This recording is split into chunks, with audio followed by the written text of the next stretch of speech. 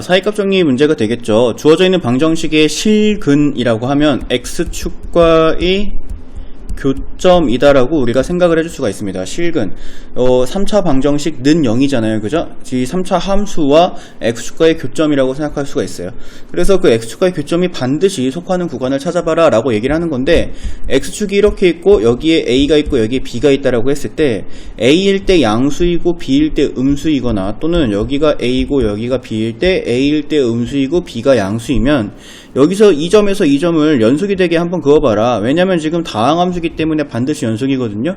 연속이 되게 그어봐라 라고 얘기하면 누가 긋더라도 이제 이런 식으로밖에 그을 수가 없겠죠. 뭐 여러 번 통과할 수도 있겠지만, 중요한 건 여기에서 반드시 실근이 발생한다는 거죠. 여기도 반드시 실근이 발생한다. 그래서 a일 때의 함수값과 b일 때의 함수값이 x축을 기준으로 서로 반대 방향에 있다면 a에서부터 b 사이에 반드시 실근이 존재하겠구나. 그러면 a일 때의 함수값과 b일 때의 함수값이 x축을 기준으로 반대에 있다는 것을 수식으로 표현을 해보면 fa 곱하기 fb가 0보다 작으면, 그러면 a, b 사이에 반드시 a랑 b 사이에 반드시 실근이 존재한다 라고 얘기를 하는 거죠. 이건 구간입니다.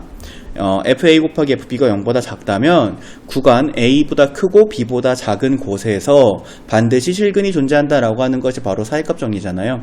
그러니까 이게 무슨 얘기냐? 첫 번째는 이제 2에서부터 3까지죠. 이 녀석을 fx다라고 이렇게 생각을 했을 때 이 녀석은 이제 f2 곱하기 f3 함수값의 크기를 보는 거예요. 그래서 여기는 이 녀석이 0보다 큰지 작은지 이거를 판단해 봐야 되는 거죠. 이거 곱해 주시면 실제로 이제 2 넣어서 계산하고 3 넣어서 계산하고 곱해야 됩니다. 그러면 이제 0보다 커요. 얘 같은 경우는 안 된다라고 이렇게 해주면 되고요.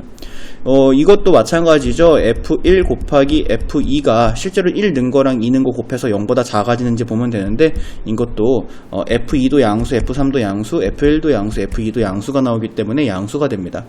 자, 이제 3번 보시면은 3번은 어떻게 보겠어요? f0 곱하기 f1이 0보다 작은지를 보면 되거든요.